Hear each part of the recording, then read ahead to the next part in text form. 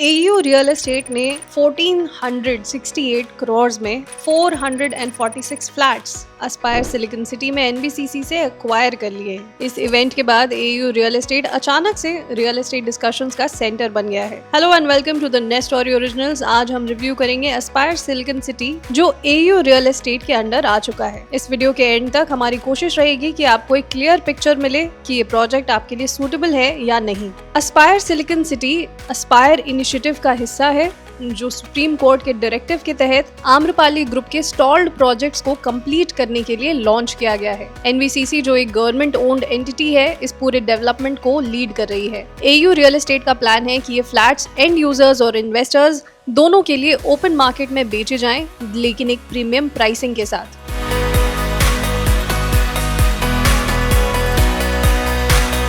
Aspire silicon city sector 76 Noida में located है, जो सेंट्रल नोएडा का एक एस्टैब्लिश्ड और स्ट्रैटेजिक सेक्टर माना जाता है। यहाँ आपको रात के 5 बजे या इनफैक्ट सुबह के 5 बजे कहना चाहिए, कैफेज पूरी तरीके से खुली हुई मिलती हैं। आम्रपाली प्रिंसली एस्टेट के जस्ट नीचे आपको नोएडा के सबसे popular night hang out spots देखने को मिलते हैं। ये प्रोजेक्ट एक एग्जिस्टिंग टाउनशिप सिलिकॉन सिटी के अंदर के वेकेंट लैंड पर बन रहा है। पहले आम्रपाली ग्रुप का हिस्सा था, लेकिन अब एनबीसीसी इसे फेज 4 के रूप में डेवलप कर रहा है। एयू रियल एस्टेट ने एनबीसीसी की बल्क ऑक्शन के जरिए इस प्रोजेक्ट के 5 टावर्स परचेज किए हैं। बाकी के 2 टावर्स अभी एनबीसीसी के पास हैं, जो आगे के फेजेस में लॉन्च किए जाएंगे। ये लैंड पार्सल एनबीसीसी के रिसेंट बल्क ऑक्शंस में सबसे प्राइम प्रॉपर्टीज में से एक माना जा रहा है। ये पूरा प्रोजेक्ट एक स्टैंड अलोन इन्वेंट्री की तरह देखा जाएगा और पहले के फेजेस से डायरेक्टली कनेक्टेड नहीं होने वाला है। नोएडा में और भी वेल नोन सोसाइटीज के नियर बाय मेट्रो कनेक्टिविटी देखने को नहीं मिलती है। So in contrary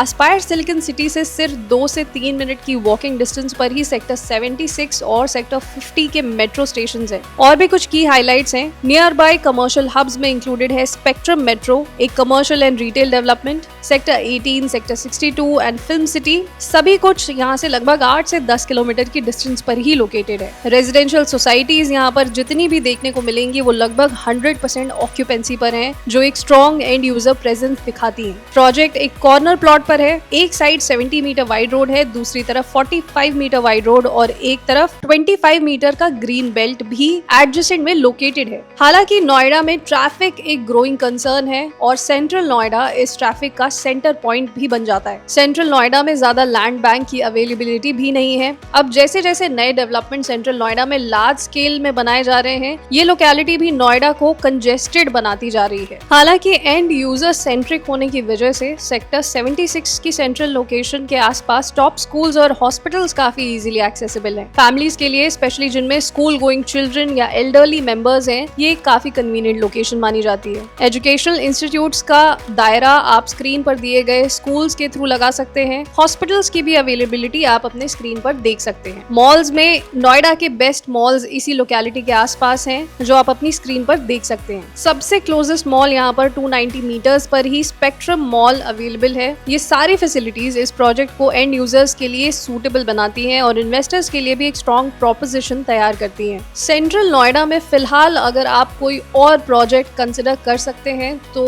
under construction में आइवरी काउंटी जो सेक्टर 115 में लोकेटेड है, आप उसे कंसिडर कर सकते हैं। अगर आप उसके ऊपर हमारी वीडियो देखना चाहते हैं तो इस लिंक पर क्लिक करें।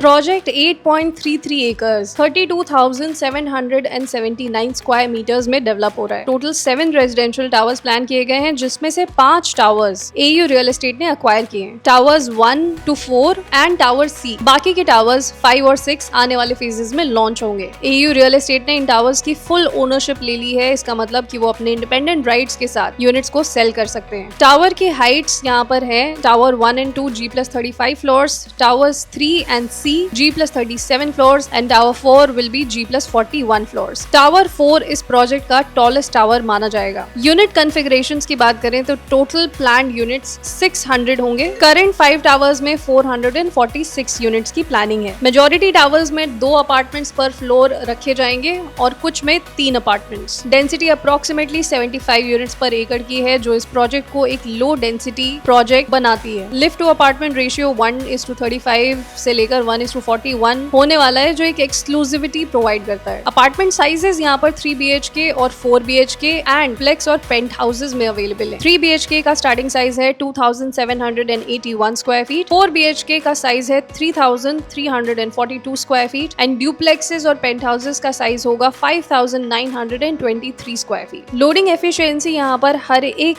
कॉन्फ़िगरेशन के लिए अलग है, बट कोई भी लोडिंग कैपेसिटी आपको 20 to 25% से ऊपर जाती हुई नहीं मिलेगी। 3 BHK में ये नंबर जाएगा 19.7%, 4 BHK में लगभग 16% एंड ड्यूप्लेक्सेस में लगभग 18.3%। क्लब हाउसेस के लिए यहाँ पर G+4 लेवल का क्लब हाउस प्लान्ड है, which will be approximately of 40,000 square feet. 2 community और बैंकेट हॉल्स बनाए जा रहे हैं। ओपन ग्रीन लॉन्स फंक्शंस के लिए रखे जाएंगे। AU रियल एस्टेट ने 13,000 रुपीज पर स्क्वायर फीट का ऑल इंक्लूसिव प्राइस अनाउंस किया है। इसमें GST और पोजेशन चार्जेस भी इंक्लूडेड हैं। सिर्फ फ्लोर वाइज PLC अलग से चार्ज की जाएगी। अगर आप कंसिडर कर रहे हैं एक low loading capacity 16 to 20%, high end specifications and exclusive layouts, तो इस प्राइस पॉइंट पर एस्पायर सिलिकॉन सिटी काफी कंपेटिटिव है as compare to Amrapali Princely Estate, Mahagun Mezzaria, Dasnac the Jewel of Noida and Apex Athena. Developer ने इस प्रोजेक्ट को clearly एक luxury segment project के रूप में पोजीशन किया है, जो इसे इस पूरे रीजन के दूसरे प्रोजेक्ट से अलग बनाता है। इस प्रोजेक्ट की construction responsibility J Kumar infra projects limited को हैंडओवर किया गया है। ये एक लिस्टेड कंस्ट्रक्शन कंपनी है जिसने कई नोटेबल प्रोजेक्ट्स जैसे DMRC limited, DTC depot, Delhi MRTS projects, Harinagar colony development, Santacruz Chembur link flyover, the Airoli creek and Dwarka expressway deliver किया है।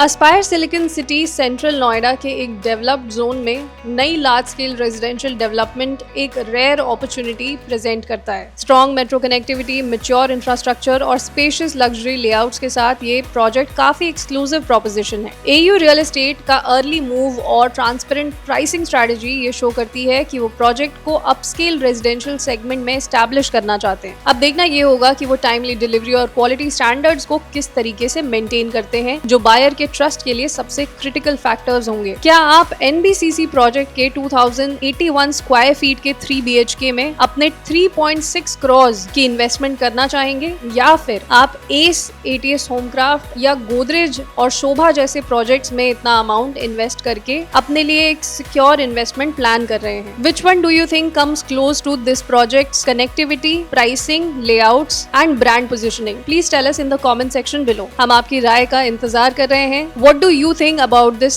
latest project that is going to change the face of Central Noida in the future? This is Diksha Singh signing off. I'll see you in the next videos very soon. Namaskar.